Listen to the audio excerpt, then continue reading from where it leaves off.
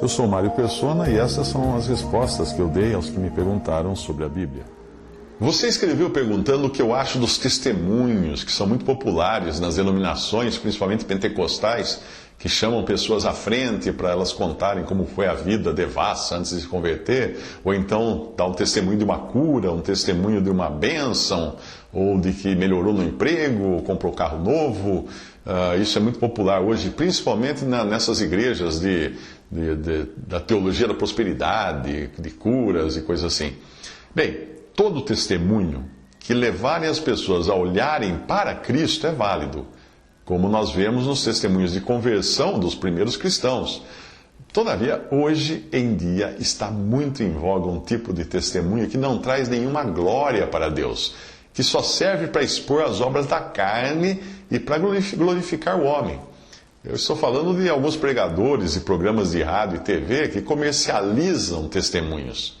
Quanto mais horríveis forem as experiências passadas da pessoa que vai testemunhar, maior audiência elas conseguirão. Alguns cobram caro para ir dar testemunho nessas igrejas. Falar de nossos pecados nunca irá servir para glorificar a Deus.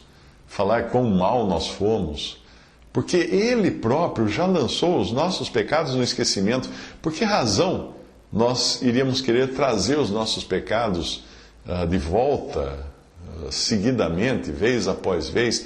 Uma vez eu li um livro que foi publicado por uma editora evangélica que contava a vida de uma ex-prostituta.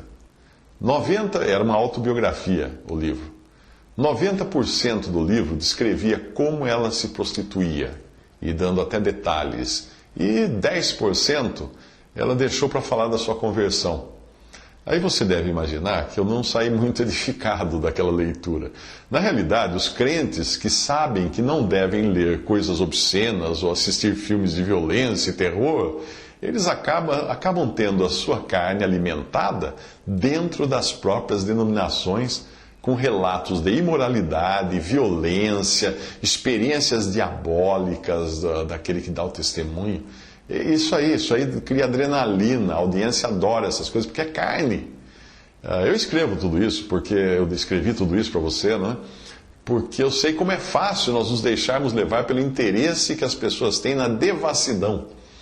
E nós nos empolgamos muito em descrever os detalhes dos pecados que nós cometemos. Mas nós deveríamos mais falar da obra de Cristo para salvar qualquer pecador, desde o pior dos malfeitores até o mais refinado religioso. Todos pecaram e destituídos estão da glória de Deus.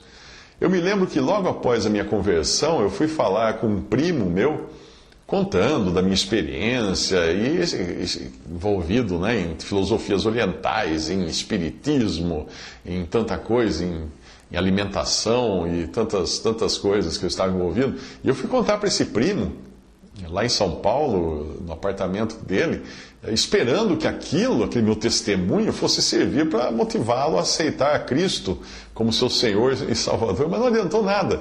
Depois que eu dei aquele testemunho todo empolgado para ele, bem completo, né, de tudo que eu fazia, das coisas que aconteciam e tal, e daí falei que eu me converti, ele me respondeu: isso é muito bom para você, mas eu não preciso disso, a minha vida sempre foi tranquila, eu nunca passei pelo que você passou.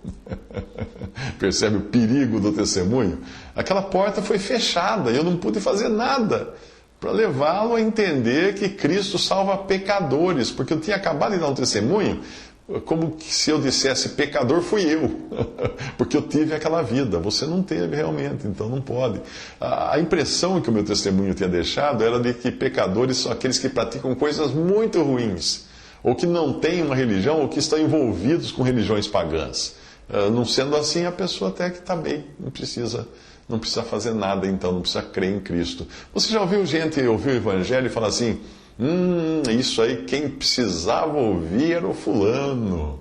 É isso. A pessoa sempre vai achar que pecador é aquele que expõe os seus pecados e faz coisas horríveis, mas todos nós somos pecadores. Por isso que todos nós precisamos de salvação. Visite respondi.com.br. Visite 3minutos.net.